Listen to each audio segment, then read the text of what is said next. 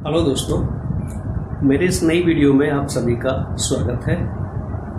आज इस वीडियो में हम प्लांट टेक्सोनॉमी का एक टॉपिक डिस्कस करेंगे, botanical gardens. BSc final year में प्लांट टेक्सोनॉमी या फिर सिस्टमेटिक बॉटनी करके जो पेपर चलता है उसमें ये टॉपिक है और अक्सर एग्जाम्स में इसमें से क्वेश्चंस पूछे भी जाते हैं। बॉटनिकल गार्डन्स में इस टॉपिक में हम बॉटनिकल गार्डन्स का कॉन्सेप्ट, उनके उद्देश्य और महत्व, साथ ही विश्व के कुछ प्रमुख बॉटनिकल गार्डन्स के बारे में पढ़ेंगे। तो आइए स्टार्ट करते हैं ये क्लास।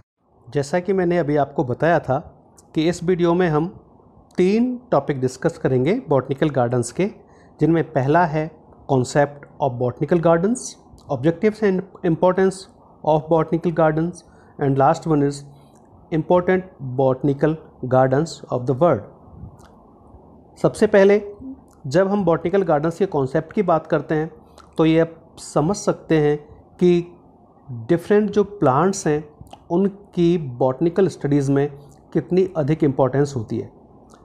ये जो बॉटनिकल गार्डन्स हैं इनमें जितने भी प्लांट्स पाए जाते हैं वो ना केवल हमारे एस्थेटिक सेंस को इम्प्रूव करते हैं, यानी इनसे हमारा एस्थेटिक सेंस तो डेवलप होता ही है, इसके साथ साथ प्लांट्स की और भी अधिक उपयोगिता टेक्सोनॉमी में, हॉर्टिकल्चर में और प्लांट ब्रीडिंग के जो एरियाज़ हैं उनमें अपने आप में स्वप्रमाणित है। अर्थात ये जो अलग अलग ब्रांचेज हैं, चाहे वो प्लांट टेक्सोनॉमी है, हॉर्टिकल्चर है या प्लांट ब्रीडिंग, इन सब में प्लांट्स की अपने आप में बहुत अधिक उपयोगिता है।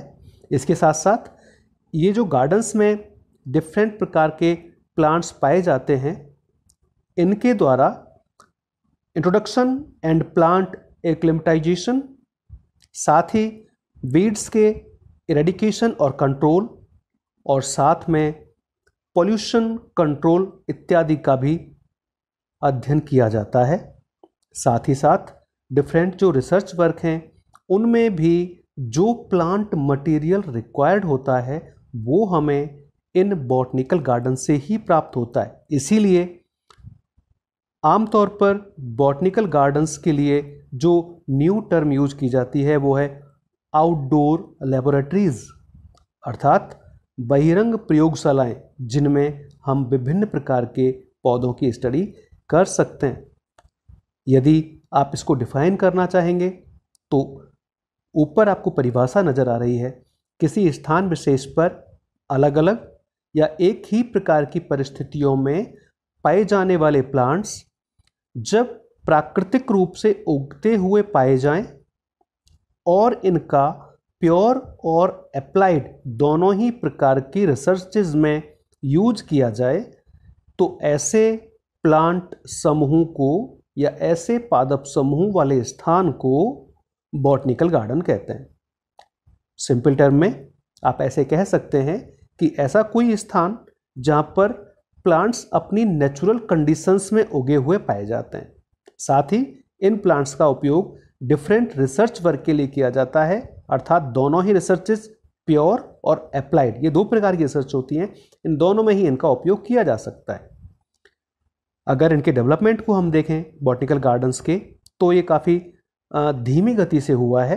आज जो हम बॉटनिकल गार्डन्स का स्वरूप देख रहे हैं वो कोई बहुत आसानी से नहीं हो गया, ये काफ़ी लंबे वक्त का परिणाम है। ऐसे तो प्राचीन काल से ही मनुष्य ने अपने लिए उपयोगी जो पौधे होते हैं उनको उगाना प्रारंभ कर दिया था, लेकिन फिर भी ये माना जाता है कि विश्व के प्रथम बॉटनिकल गार्डन्स की जो स्थापना है वो आज से लगभग 2350 वर्ष पूर्व महान यूनानी दार्शनिक एरिस्टोटल द्वारा 350 बीसी में की गई थी। लेकिन हिस्टोरिकल एविडेंसेस कहते हैं, खासतौर पर यदि हम इंडियन प्रोस्पेक्ट में बात करें, तो बॉटनिकल उद्यान की स्थापना अरस्तु से भी 550 वर्ष पहले मगध में उस समय के जो प्रख्यात चिकित्सक थे जिनका नाम है जीवक कौमार भृत्य उनके द्वारा मेडिसिनल प्लांट की प्राप्ति के लिए की गई थी। अर्थात सबसे पहले जो बॉटनिकल गार्डन्स की स्थापना की गई वो एक चिकित्सक थे, जीवक कुमार भृत्य। इन्होंने बॉटनिकल गार्डन्स की स्थापना की और वहाँ पर मेडिसिनल प्लांट्स को उगाया। लेकिन जो हम आजकल मॉडर्न स्ट्रक्चर और ऑर्गेनाइजेशन जो इन गार्डन्स का देखते हैं वो लगभग पिछले 150 वर्षों में ही स्थापित हो पाया है। आमतौर पर एक अमेरिकन साइंटिस्ट हैं हेनरी सॉ, इन्होंने इन गार्डन्स की साइंटिफिक स्टडी से संबंधित उपयोगिता को समझाया कि बॉटनिकल गार्डन्स हैं ये साइंटिफिकली कितने इम्पॉर्टेंट होते हैं, हेनरी सॉ ने। और इनके द्वारा ही सेंट लुइस अमेरिका में एक बॉटनिकल गार्डन की स्थापना की गई जिसका नाम था Missouri botanical garden. Botanical gardens, इनके क्या उद्देश्य या उपयोगिता है उसके बारे में कुछ पॉइंट्स आपको यहाँ पर नज़र आ रहे हैं, जिसमें पहला है विभिन्न प्रकार के पौधों के बारे में वैज्ञानिक अध्ययन हेतु सटीक और मूलभूत आकारिकी विवरण प्राप्त करने में सहायता मिलती है। यानी जो हम प्लांट्स के बारे में साइंटिफिक स्टडी करते हैं, खास तौर पर मॉर्फोलॉजिकल स्टडीज़ में इनसे बहुत अधिक हेल्प मिलती है क्योंकि डिफरेंट प्लांट एक ही स्थान पर हमें मिल जाते हैं। इसके अलावा जो लेबोरेटरीज में हम डिफरेंट स्टडीज़ करते हैं, लैब में जितने भी हम प्रयोग करते हैं, चाहे वो मॉर्फोलॉजी के हो, प्लांट फिजियोलॉजी के हो, प्लांट टिश्यू कल्चर के हो या प्लांट ब्रीडिंग के, इन सब के लिए जो रिक्वायर्ड मटेरियल है यानी प्लांट मटेरियल है वो हमें इन बॉटनिकल गार्डन से ही प्राप्त होता है।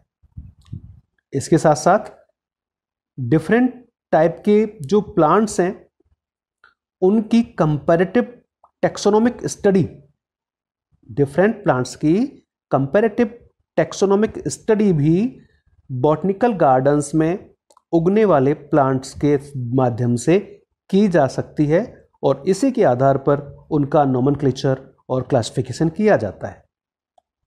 अगला आप देख रहे हैं डिफरेंट जो हैबिटेट्स होते हैं उनमें दशानुकूलन के लिए उपयुक्त वातावरण प्रदान करते हैं।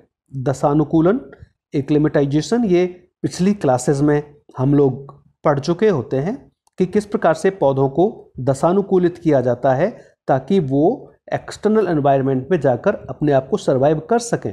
तो एक्लिमेटाइजेशन के लिए जो कंडीशंस हैं वो उनको बॉटनिकल गार्डन्स पे प्रोवाइड करवाई जा सकती हैं ताकि फिर वो जब फील्ड में ट्रांसफ़र किए जाएं तो आसानी से अपने आप को सर्वाइव कर पाएं।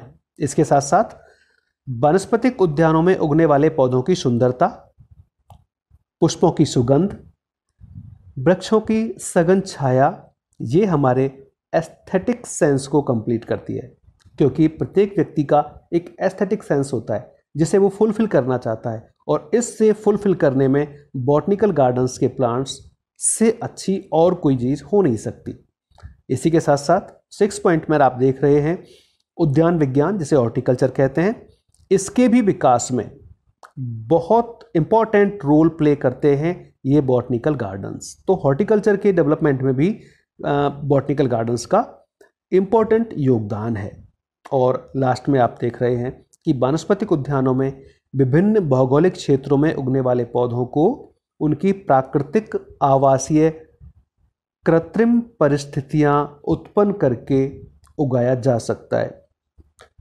इसके माध्यम से हम कह सकते हैं कि मान लीजिए हमारा बॉटनिकल गार्डन इधर राजस्थान में है और हम यहाँ पर किसी दूसरे स्टेट में उगने वाले प्लांट्स को भी उगाना चाहते हैं तो ऐसा किया जा सकता है क्योंकि हम वहाँ के अनुकूल जो उसको एनवायरनमेंट चाहिए वो इन बॉटनिकल गार्डन्स में प्रोवाइड कर देते हैं, जिससे कहीं दूर दूर के प्लांट भी एक जगह पर उगाए जा सकते हैं और उनका उपयोग बॉटनिकल रिसर्चेज में किया जा सकता है। तो ये हुए कुछ प्रमुख बॉटनिकल गार्डन्स के उद्देश्य या उनकी उपयोगिता। अब हम कुछ बातें करेंगे विश्व के प्रमुख वानस्पतिक उद्यान कौन कौन से हैं, उनमें यहाँ हम बहुत ज़्यादा नहीं करेंगे, जो मेन है उनके बारे में आपको ब्रीफली बस उनके नाम ध्यान रखने हैं। जैसे एक है पडुआ बॉटनिकल गार्डन, ये इटली में है। इसकी स्थापना ये ही पडुआ विश्वविद्यालय के यानी पडुआ यूनिवर्सिटी के एक प्रोफेसर हैं फ्रांसिस बोनाफाइड, इन्होंने 1545 में की थी। तो ये काफ़ी पॉपुलर बॉटनिकल गार्डन है। एक है बॉटनिकल गार्डन पीसा।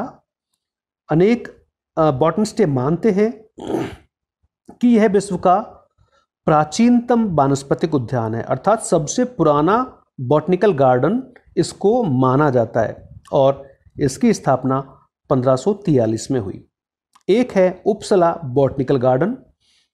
इसकी स्थापना का श्रेय फेमस बॉटनिस्ट ओलाफ जे रूडबेक को जाता है और इन्होंने 1665 में इसकी स्थापना की थी। चौथा एक आप देख रहे हैं Arnold Arboretum of Harvard University USA. ये एक वृक्षोद्यान है। आर्बोरेटम वृक्षोद्यान के लिए ही इंग्लिश टर्म है। तो इसकी स्थापना जेम्स अर्नोल्ड ने 1872 में की थी।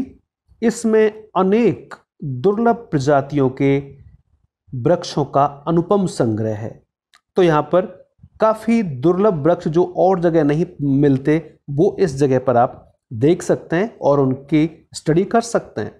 और एक प्रमुख जो सबसे इम्पोर्टेंट माना जाता है वो है the royal botanical garden Q, जो कि इंग्लैंड में है। ये सबसे इम्पोर्टेंट बॉटनिकल गार्डन है।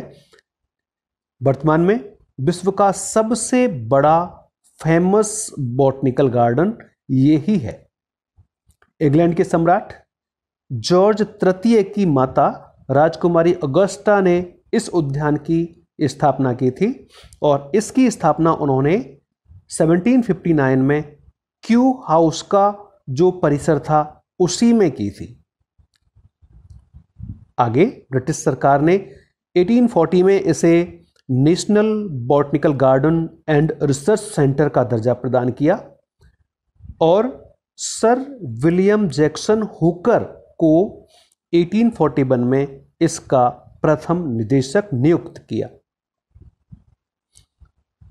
अगले पॉइंट में आप दो साइंटिस्ट के नाम देख रहे हैं जो बहुत ही फेमस साइंटिस्ट है, वेंथम और हुकर, जिनका क्लासिफिकेशन आप पहली कक्षाओं में पढ़ते भी हैं। इनका एक बहुत ही क्लासिक बुक है जिसको कालजयी ग्रंथ यहाँ पर लिखा हुआ है, जेनेरा प्लांटेरम।